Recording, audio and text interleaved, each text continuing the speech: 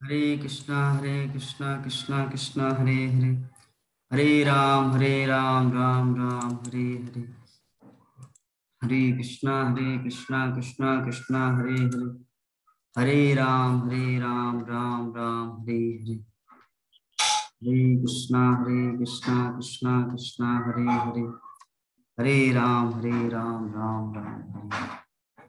तो अ, शिशुपाल की जो माँ है उनको पता चल गया कि कृष्ण के हाथों ही मेरे पुत्र का निधन होने वाला है। तो उनको डर हुआ कि कोई भी माँ नहीं चाहती कि उनके पुत्र का मृत्यु हो जाए, तो इसीलिए भगवान श्री कृष्ण से प्रार्थना किया था कि कृष्णा इसकी 100 गलतियों को माफ कर दे। तो श्री कृष्ण भी प्रतिज्ञा किया था उस समय, कोई बात नहीं बुआ, आई प्रोमिस यू, मैं प्रतिज्ञा करता हूं, मैं वादा करता हूं कि शिशुपाल का 100 गलती को मैं माफ कर दूंगा। तो लेकिन एक चीज, जैसे 100 गलती ये 100 क्रॉस करेगा 101, तो उस दिन उसका जीवन का अंत या अंतिम दिन होगा। तो वही दिन यहाँ पर जो राजसूय यज्ञ के दौरान जो भगवान श्री कृष्ण की अग्र पूजा करने जा ही रहे थे युधिष्ठिर महाराज, तो शिशुपाल आके उनको बहुत कुछ उल्टा सीधा बोलने लगा और गाली देने लगा। तो गाली देते देते जब 97 गाली तक पहुंचा, तो भगवान श्री कृष्ण उसको वार्निंग दिए कि शिशुपाल अब तुम मुझे 3 गाली दे सकते हो फ्री में। जैसे जब कोई गाड़ी खरीदता है उसको 3 बार 3 सर्विस जो फ्री रहता है, फ्री सर्विस होता है। जैसे मैं जब गाड़ी खरीदा पिछले साल, ठीक है, टीवीएस, तो मुझे 3 सर्विस फ्री मिला था। अभी अगर सर्विसिंग करने जाएंगे तो मुझे पैसा लगेगा। तो भगवान श्री कृष्ण बोले कि तुम्हारा और 3 चीज मुफ्त, मतलब 3 गाली आप दे सकते मुझे। कृष्ण बोले, तो बोले कि 3 क्या, यहीं पर खड़े खड़े मैं आपको 300 गाली दे सकता हूँ, फिर भी तुम मुझे कुछ नहीं कर पाएंगे। फिर गाली, ये एक गाली दिया कि तू सबसे बड़ा चोर है, ये रहा 98। हाँ हाँ, तूने अपने मामा का वध किया, कम से कम कोई मामा का हिस्सा ऐसा करना चाहिए, ये रहा 99। फिर एक गाली दी, ये रहा 100, ये रहा 100। तो कृष्ण बोले कि बस आपका दिन समाप्त। और कृष्ण, भगवान श्री कृष्ण सुदर्शन चक्र छोड़े और शिशुपाल का अंत कर दिया। शिशुपाल का अंत हो गया। तो हम लोग जानते हैं ये जो यज्ञ होता है ना, राजसूय यज्ञ, अश्वमेध यज्ञ, गोमेध यज्ञ, ये जो यज्ञ में बहुत खर्च होता है। श्रील प्रभुपाद तात्पर्य में लिख रहे कि अरबों रुपया खर्च होता है।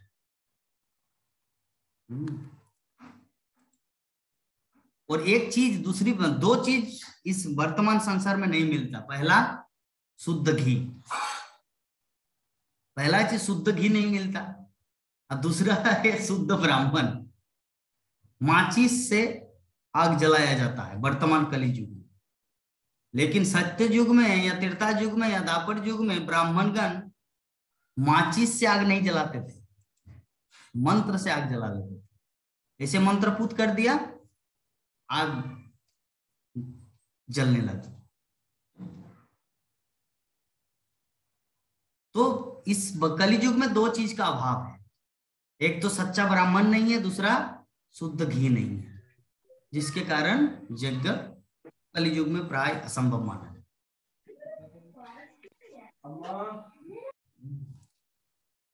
कहां से आवाज आ रही है? इसीलिए असंभव माना जाता है। तो युधिष्ठिर महाराज जो इतना बड़ा जो 3 राजसूय यज्ञ किए, इसके पीछे कारण क्या था? श्री कृष्ण का हाथ था, भीम था, अर्जुन था। और राजसूय यज्ञ करने के लिए, अश्वमेध यज्ञ करने के लिए घोड़ा छोड़ना पड़ता है। एक घोड़ा को छोड़ेंगे, मान लीजिए बोकारो में एक राज्य, धनबाद में एक राज्य, कलकत्ता में एक राज्य, मायापुर में एक राज्य, अलग अलग राज्य। तो मैं मायापुर में अश्वमेध यज्ञ करने वाला, तो मैं एक घोड़ा छोड़ा, तो घोड़ा पहले जाएंगे कलकत्ता, तो कलकत्ता में राजा है अनामिका का प्रभु जी, ठीक है, पार्थ प्रभु जी, वो घोड़ा को पकड़ लिया। अभी मुझे वहां पे जाना पड़ेगा कलकत्ता और जाके उनसे युद्ध करना पड़ेगा और युद्ध करके उनको हराना पड़ेगा, पार्थ को, उनको हरा के उसको मेरे अधीन होना पड़ेगा, वो मेरा गुलाम होगा। तब वो घोड़ा फिर जाएगा इधर बोकारो तरफ या धनबाद तरफ या दुर्ग, छत्तीसगढ़, रायपुर, इस तरह करके पूरा पृथ्वी में जितने सारे राजा है ना, वो सभी राजाओं के पास वो घोड़ा जाएगा। जो भी पकड़ेगा उसके साथ युद्ध करना पड़ेगा मुझे। तो जरा सोचिए, इस पृथ्वी में इस तरह कितने सारे राजा हैं, और उन सब राजाओं को परास्त करके सभी को अपने चरणों में झुकाने के बाद होता है राजसूय यज्ञ या अश्वमेध यज्ञ। तो अभी वर्तमान में क्या ये संभव है? कोई किसी को मार सकता है अपने बाहुबल से? वर्तमान कलयुग में ये चीज बाहुबल से, टेक्निक नहीं, आजकल मारपीट हो रहा है टेक्निक से। कोई कितना ही बड़ा पहलवान हो, उसको चुटकी में एक गोली से फिनिश, पिस्तौल से एक बार में फिनिश, उसको पता ही नहीं चलेगा कितना ही बड़ा बलवान हो। लेकिन पूर्व युग में ऐसा नहीं होता था। पूर्व युग में, प्राचीन काल में, जिसके पास जितना बल होता है उस बल के आधार पर वो दूसरों को जीत पाता था। लेकिन वर्तमान में बल के द्वारा किसी को जीता नहीं जा सकता, वर्तमान टेक्निक के द्वारा जीता जा सकता है ना। मान लीजिए आपके पास बहुत सारा बल है, तो मैं अगर एक ऐसा एटम बम फिट करूं, मेरे पास रिमोट रहेगा, आप मेरे पास आते ही तो पहले ही आपको मैं फिनिश कर दूंगा। तो आपके बल से मतलब क्या? आपका बल का क्या कार्य? तो कलयुग में ये सब चलता है टेक्निकल, जबकि पूर्व कालों में ऐसा नहीं होता था। पूर्व कालों में फेस टू फेस झगड़ा होता था। कोई चालाक चतुराई, है ना, हम लोग जानते हैं ना कि भगवान रामचंद्र जब बाली को मारे तो उसमें कितना बड़ा हंगामा हो गया। पूरे शास्त्र में बोले कि ये शास्त्र विरुद्ध कार्य, कि वो साइड में जाके क्यों मारेगा? भगवान हो तो क्या हुआ, साइड में जाके क्यों मारेगा? फेस टू फेस लड़ना चाहिए, है ना। खैर बाद में तर्क वितर्क के बाद अल्टीमेट कंक्लूजन हम लोग को निकला कि साइड में जाके इसीलिए मारा क्योंकि तुम भी विरोधी काम किए थे। सुग्रीव की पत्नी को हड़प लिया था और भी बहुत कुछ, सुग्रीव के राज्यों को छीन लिया था। इस तरह बहुत कुछ कार्य किए जिसके कारण आपको ईंट का जवाब पत्थर से देना पड़ा। और बाली के सामने विद्रोही आते थे, उसका आधा बल चला जाता था। जो भी है। तो यस, हाँ, एक दूसरा पॉइंट ये जो लक्ष्मी अभी बता दी है कि बाली के सामने जो भी जाएंगे ना तो उनका आधा बल चला जाएंगे उनके पास, है ना। तो भगवान श्री कृष्ण, भगवान रामचंद्र अगर बाली के पास जाएंगे तब तो भगवान रामचंद्र का आधा बल उनके पास चले जाएंगे। तो भगवान का आधा बल अगर उनके पास जाए तब तो असंभव है फाइटिंग करना।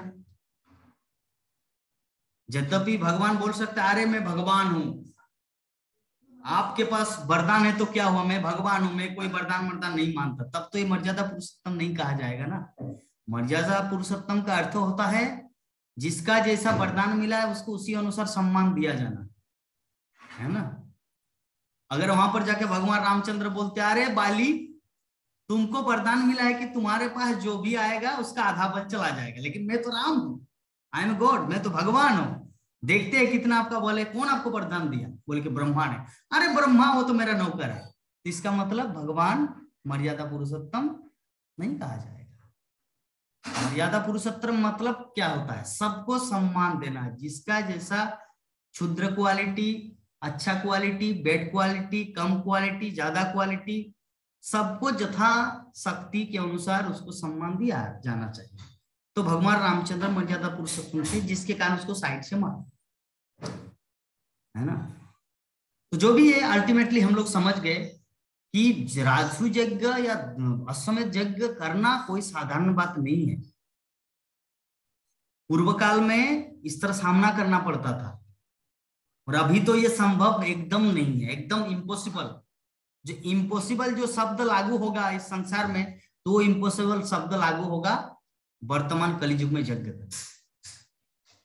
क्योंकि यज्ञ सिर्फ ऐसा नहीं कि लकड़ी लाया और केरोसिन या पेट्रोल जला के मतलब आग लगा दी, यज्ञ संपादन हो गया।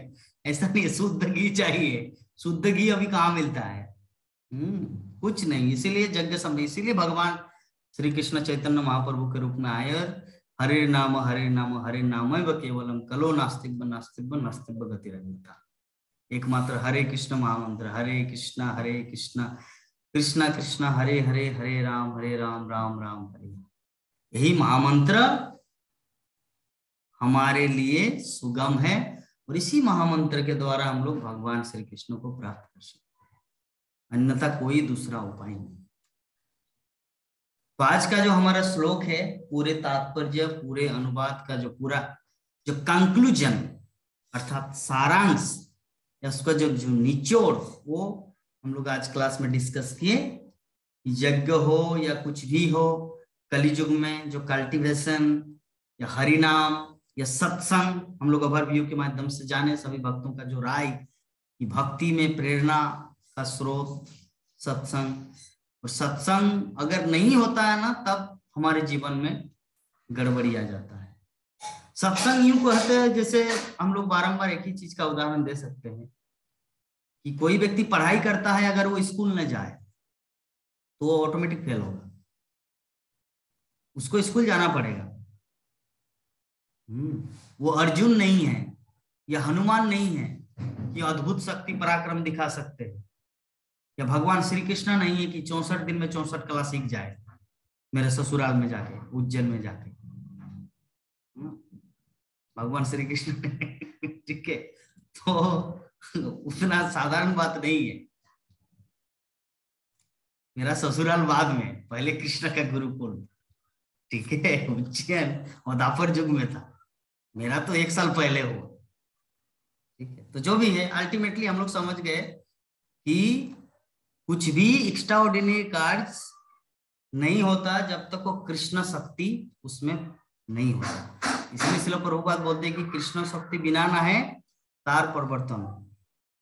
कृष्ण शक्ति जब तक किसी के अंदर ना आए तब तक वो किसी को कन्वर्ट नहीं कर सकता, तब तक किसी को भक्ति नहीं दे सकता। एक सच्चा बात बताऊं आप सभी भक्तों को, मैं कभी कभी आश्चर्य फील करता हूं कि अब जितने सारे भक्तगण यहाँ पे हमारे साथ जुड़े हुए हैं, जो जब कभी कभी फोन करके पूछते हैं तो वो कितना सुंदर सुंदर टॉपिक, जैसे गीता माता जी को, नंद किशोरी माता जी को, विश्वनाथ प्रभु जी को, या और भी जितने सारे भक्तगण है, सबको जो फोन करके हम पूछते हाल चाल, तो उन लोगों के पास कुछ कुछ इतना सुंदर सुंदर टॉपिक्स रहते हैं ना कि मैं तो आश्चर्यजनित, मतलब मैं पूरी तरह एस्टोनिश्ड हो जाता हूँ कि अरे बाबा कैसे इनको इतना सुंदर ज्ञान मिले। जैसे आज मुरारी का ओवरव्यू देख के ही मुझे एकदम आश्चर्य हो गया, माइंड इतना सुंदर बोले।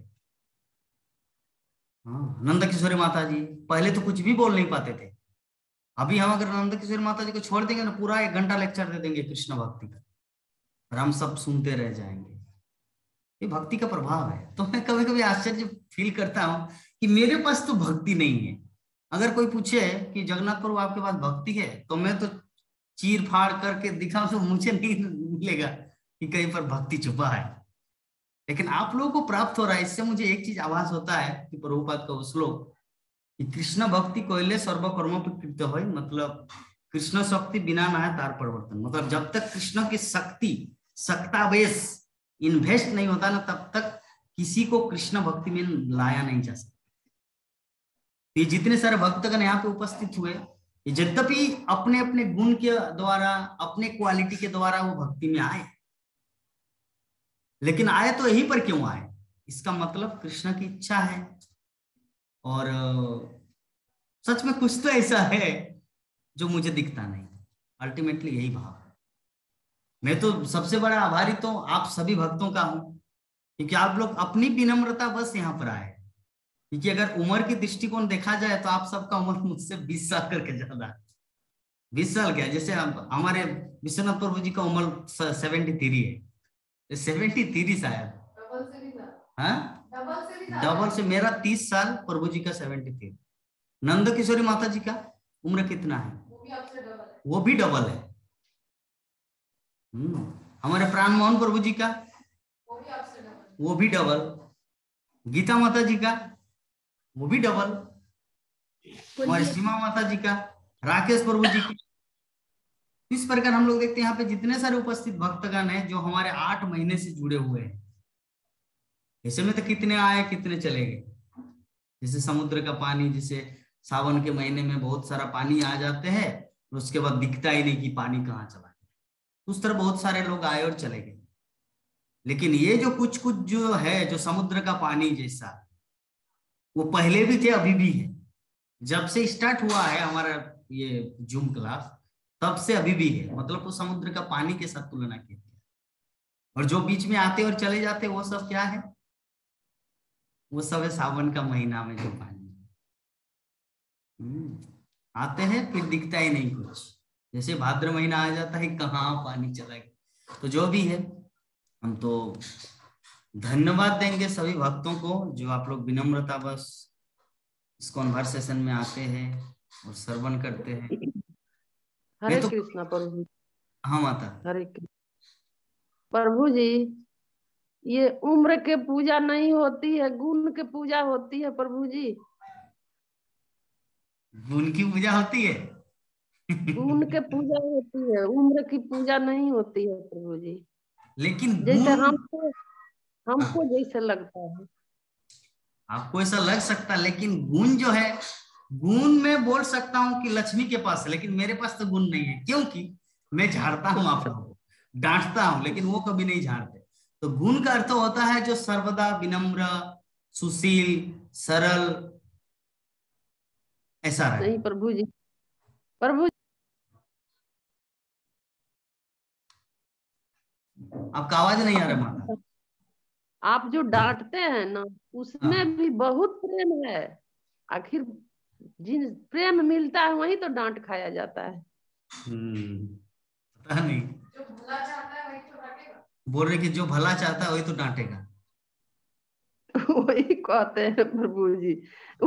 डांटने में भी बहुत प्रेम है। जो प्रेम देता है वही डांटता है, जो डांटता है वही प्रेम करता है, देता है। जिससे आप सभी भक्तों को फोन करता हूँ एक बार सुबह सुबह जगाने के लिए, भक्ति में आप लोग है कि नहीं। उसी तरह मैं सीमा माता जी को भी 2-3 बार फोन किया, लेकिन एक बार भी रिस्पॉन्स नहीं हुआ, इसीलिए आज फोन नहीं किया। इसीलिए जस्ट मैसेज भेज दिया, माता जी कैसा लगा आपको हमारा प्रोग्राम, टॉक शो प्रोग्राम। अन्यथा सभी भक्तों के एक एक बार फोन करते हैं, जगाते हैं, ताकि उनको प्रेरणा प्राप्त हो। चलिए भाई, मायापुर धाम से प्रभु जी फोन किए हैं, तो इसका मतलब महाप्रभु खुद मुझे बुला रहे हैं। हरे कृष्णा प्रभु जी। हरे हरे कृष्णा। हमको फोन नहीं करते आप? आपको नहीं करते हैं? नहीं, माता जी को फोन करते हैं, बहुत मतलब दुख है, बहुत दुख है। ठीक है, हम कृष्ण का शुद्ध भक्त नहीं हुए आपका। ठीक है, ये मेरा बहुत, ये बात भी ये से आपका माता जी से कह रही हूँ। ठीक है, हम शुद्ध भक्त नहीं है, कल से हमको आपको नहीं भी फोन कर करेंगे, रहे हैं। देखिए, कल से आपको भी करेंगे, ठीक है। अभी अभी प्रश्न उठ सकता है कि विभा माता जी का कभी कभी फोन करते, लेकिन उनकी जो बेटी है भूमिका, वो फोन भी नहीं उठाते, कुछ रिप्लाई भी नहीं करते हैं। बोलते हैं कि माता जगन्नाथ प्रभु फोन किए थे 10 बजे के बाद। क्यों? उनका जूम क्लास रहता है। प्रमोद प्रभु जी को फोन इसलिए नहीं करते क्योंकि वो फील्ड में रहता है उस समय, और बाकी जितने सारे भक्तगण घर में रहते हैं, लेकिन प्रमोद प्रभु जी फील्ड में रहते हैं, इसलिए उनको नहीं करते। और ठीक है, हम ट्राई करेंगे सबको एक बार करने का, इसमें तो करते ही सबको। क्षमा करें प्रभु जी, फोन इधर उधर रह जाता है, कभी कभी साइलेंट में रहता है, फिर हमें वापस देखने के बाद फिर आप बिजी ना हो जाए करके मुझे ये वापस कॉल बैक करने में लगता है। करे अभी क्षमा करें। नहीं माता जी, कोई बात नहीं, आपकी विनम्रता है। तो चलिए सभी भक्तगण, बहुत ही, ये तो मैं गुरु महाराज का कृपा, शिल प्रभुपाद का कृपा मानता हूँ, क्योंकि शिल प्रभुपाद, ये सोसाइटी शिल प्रभुपाद का है, इस्कॉन सोसाइटी शिल प्रभुपाद की। हम क्या कर रहे हैं? जस्ट एक प्रतिनिधित्व कर रहे हैं। जब हम 2014 में इस्कॉन जीवन में आए, तो हमारा कोर्स कराया गया था। ये दरवाजा लगा और बात करो, ठीक है। तो हमारा कोर्स कराया गया था कि प्रभुपाद के गेस्ट को कैसे टेक केयर करें। गेस्ट मीन्स शिल प्रभुपाद गेस्ट, ये हमारे जहन में बैठाया गया था जब मैं 2014 में इस्कॉन में आया। गेस्ट मतलब जगन्नाथ देवदास का गेस्ट नहीं है, मतलब मेहमान जो मंदिर में आते हैं या धाम में आते हैं। गेस्ट मीन्स प्रभुपाद का गेस्ट। तो प्रभुपाद का गेस्ट है, मैं हूं नौकर, तो मेरा कर्तव्य क्या है? उनको इतना सुंदर सुंदर रूप से गेस्ट टेक केयर करना ताकि शिल प्रभुपाद हम पर प्रसन्न हो। ठीक है, तो इसीलिए चलिए, बहुत भक्तगण की विनम्रता देख के मुझे बहुत ही अच्छा लगता है। मेरा सभी भक्तों से निवेदन है कि हम लोग 3 से 4 प्रश्न लेंगे अभी और आज की कथा को विराम देंगे। आज मकर संक्रांति का दिन है, बहुत शुभ दिन है। तो किस किस का प्रश्न है? हाथ उठाइए। पहले माता जी का, अनामिका माता जी का, फिर दीक्षा का है, हाँ, फिर पार्थ प्रभु का है। हरे कृष्ण। वो एक कौतूहल वाला प्रश्न है, आज के हाँ। पार्ट में नहीं। वो कल जो टॉक शो थे ना, हाँ, उसमें आप गले में जो पहना था वो क्या है और कैसे मिलता है? माता जी की भी देखा है, लक्ष्मी माता जी के गले में भी देखा है। अच्छा, यही प्रश्न हमारी गीता माता जी भी मुझे एक बार किए थे कि प्रभु जी आप क्या और पहनते मुझे हैं? वो नहीं देखा है, वो क्या है नहीं। वो कमलापति दास ब्रह्मचारी प्रभु जी है ना, उनको भी देखा है, उनके भी गले में थे। एक्चुअली वो जो है ना, वो है नृसिंह पवित्र, नृसिंह देव का कृपा। तो नृसिंह देव का कृपा जो है ना, अगर मैं उस समय उसको वो सुंदर भी लगता है, पहला चीज। दूसरा चीज, उसमें कृपा रहा है, उसमें कृपा रखा है। नृसिंह देव का कृपा है, नृसिंह देव का शक्ति है उसमें। मिलती कैसे? हाँ, ओ मैंने कुछ तो करके आपको मिला है, ऐसे नहीं कोई पहनते। नहीं नहीं, वो मिलता है। आप मायापुर जब आएंगे ना तो आपके लिए खरीद देंगे। ठीक है, मिलता है। और एक अनुरोध है, और एक अनुरोध है। हाँ, बताइए। और जो आप आज जो पाठ पढ़ा है ना, अगर हो सकते संभव है तो वो पेज जरा ग्रुप में दीजिएगा, क्योंकि मुझे हिंदी में थोड़ा दिक्कत है, तो मैं वो रिपीट एक बार पढ़ूंगी तो आसान होगी। फिर से एक बार बताइए क्या? वो जो आज जो पाठ पढ़ा है, आज जो भागवत की जो श्लोक पढ़ा है, अगर हो सकते तो वो पेज एक ग्रुप में एक बार वो पिक्चर डाल देते। हाँ, ठीक ठीक, ये मैं पहले भेजता था, ये पहले भेजता था। ठीक है, भेज देंगे। ठीक है, भेज देंगे ये सभी। हाँ, ये भेजने से क्या है ना, आप लोग भी पहले भेजते थे जब हमारा क्लास शुरू हुआ था, उस समय भेजते थे। तो आज से वो भेज देंगे हम। जैसे कल क्लास, कल जो हमारा श्लोक होगा ना, हम शाम को ही 8 बजे से पहले या 8 बजे के बाद हम उस श्लोक या अनुवाद तात्पर्य पूरा भेज देंगे, ताकि आप लोग उसको रीड कर सके, ताकि उस समय आसानी हो। और ऐसे में जब जैसे मान लीजिए ये जो हमारा नवम अध्याय चल रहा है, नवम अध्याय चल रहा, तो इससे पहले जब नवम अध्याय चालू हुआ था, उस समय में पूरा पीडीएफ फाइल भेज दिया था, ये पूरे अध्याय का, जो हमारे विभा माता जी पढ़ते हैं उसी पीडीएफ फाइल। शायद मैं शायद बोला, वो कितना कंफर्म है वो तो पता नहीं। ठीक है, तो ठीक है, मैं भेज दूंगा माता जी, कोई बात नहीं, और ताकि सबको आसान हो। तो और पार्थ प्रभु जी का, अच्छा, पार्थ प्रभु जी का यही वाला प्रश्न है। ठीक है, बहुत सुंदर। अभी दूसरा प्रश्न क्या है, किसका? दीक्षा का। प्रभु जी, मेरा यह प्रश्न है ना कि कल मैं जो अपना करीब 11 बजे मैं जब अपना फोन चार्ज करने के लिए गई थी, तो मुझे ना एक ब्लैक कलर का साया जैसा दिखा था। मैं हरे कृष्णा गीत कर रही थी तो मैं उतना ध्यान नहीं दी, बट मुझे एकदम से लगा ना, मेरा लेफ्ट आई से हम किचन की तरफ जा रहे थे, तो उसी तरह हम देखे ना कि एक ब्लैक कलर का साया ना बेडरूम में बैठा हुआ है। अच्छा, तो ठीक है, एक बार मुझे प्राण मोहन प्रभु जी आप एक बार रिपीट कर दीजिए, तो एक्चुअली दीक्षा क्या बोलना चाह रहे? ये कहना चाह रही है कि हम हरे कृष्णा मंत्र का ऐसे ही पढ़ रही होगी, जाप कर रही होगी, बोलती होगी, तो रूम में मतलब काला साया सा साया, मतलब जैसे भूत ऊत नहीं होता है या कुछ ऐसे, मतलब तो उसी तरह का इसको आभास हुआ कि कुछ है घर में। इसको डर हुआ तो हरे कृष्ण मंत्र जाप करते हुए घर में घुसी, तो फिर इसको कुछ नहीं। अच्छा। ओ तो वो एक्चुअली कौन था वो, मुझे ये नहीं समझ आ रहा है। कौन था आपको ये समझ नहीं आ रहा है। अच्छा। मानो तुम गंगा जल हूँ, ना मानो तो बहता पानी। तो आप उसे कृष्ण समझ लीजिए कि भगवान श्री कृष्ण आए थे। मानो तो गंगा पानी। मैंने वही सोचा। हाँ? अगर वो असली में आ जाते ना तो हाँ। मैं उनको राखी बांध देती, अपना भाई बना लेती उनको। अच्छा अच्छा, ठीक है, आ जाएंगे एक दिन। आप जब इच्छा किए हैं तो आ जाएंगे। ठीक है, कब आएंगे वो पता नहीं है, लेकिन आएंगे। ठीक है। अच्छा प्रभु जी, एक तो मेरा प्रश्न है। हाँ। आप कल रुकिए टॉक रुकिए, में आपका प्रश्न से पहले मैं प्रमोद प्रभु जी की बेटी का प्रश्न ले रहा हूँ, भूमिका का। वो साइड में क्यों रहती है, कैमरा में क्यों नहीं आती है?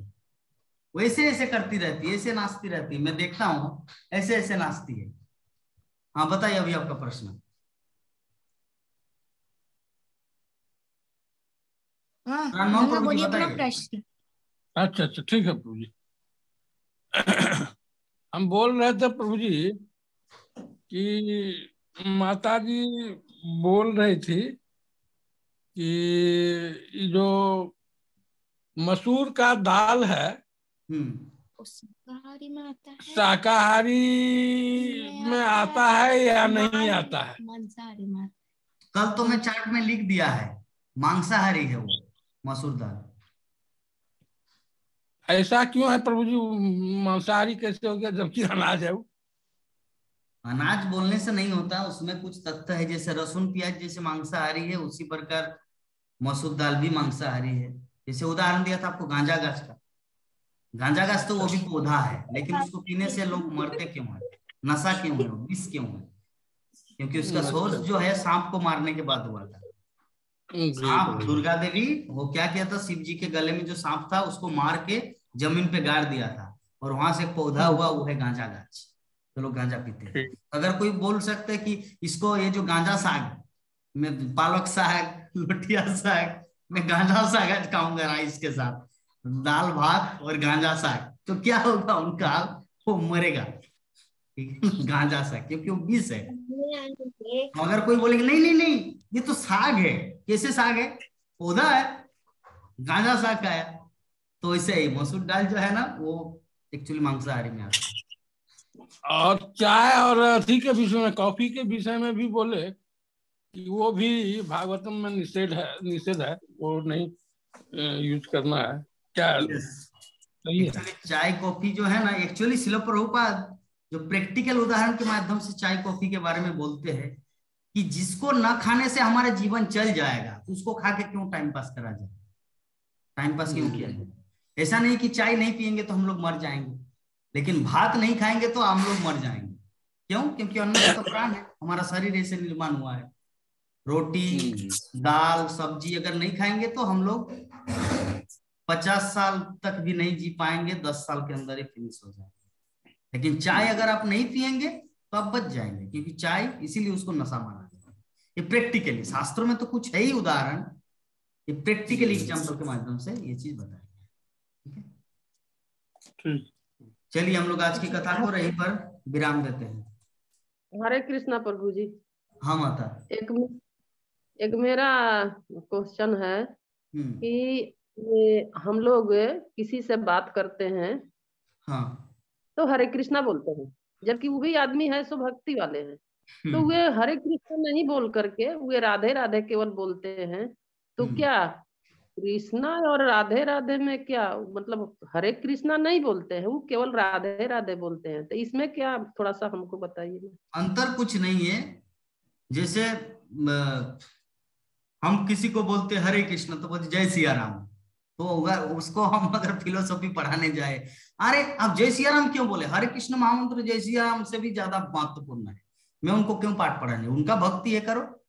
आपको अगर कोई राधे राधे बोलते तो ठीक है बोलने दीजिए, आप हरे कृष्ण बोले अगर रिप्लाई में और राधे राधे बोलते हैं तो ठीक है, आप भी बोल देना एक बार राधे राधे, इसमें कोई ये नहीं है। लेकिन जब वो तथ्य को समझेंगे कि हरे कृष्ण महामंत्र कितना महत्वपूर्ण है, क्योंकि हरे कृष्ण में कृष्ण और राधा रानी दोनों है जी, वही तो बोले ठीक थे है। हम भी। राधे राधे में सिर्फ राधा रानी है, जिसमें राधा रानी उतना प्रसन्न नहीं होती क्योंकि उसमें कृष्ण नहीं है। बोलती कि लोग तो मेरा नाम लेते लेकिन मैं तो चाहता हूँ कि कृष्ण का भी नाम ले, लेकिन जब कोई हरे कृष्ण बोलता तो वो प्रसन्न होती क्योंकि मैं भी हूँ हरा, हरा से हरे आया और कृष्ण मतलब कृष्ण, तो राधा रानी तब ज्यादा प्रसन्न होती है ठीक है। तो जब उसको ये तथ्य पता चल जाएगा तब वो हरे कृष्ण बोलेंगे। जैसे हमारे प्रमोद प्रभु जी, जब उनसे बात करते हरे कृष्ण प्रभु जी, वो बोलते राधे राधे, राधे राधे प्रभु जी, हरे कृष्णा, पैसा चला गया। तो अल्टीमेटली बोलने का भाव, मैं तो उनको उस समय पाठ पढ़ाने नहीं जाते, प्रभु जी आप राधे राधे क्यों बोलते, ठीक है राधे राधे बोलते, गुड, अच्छा है।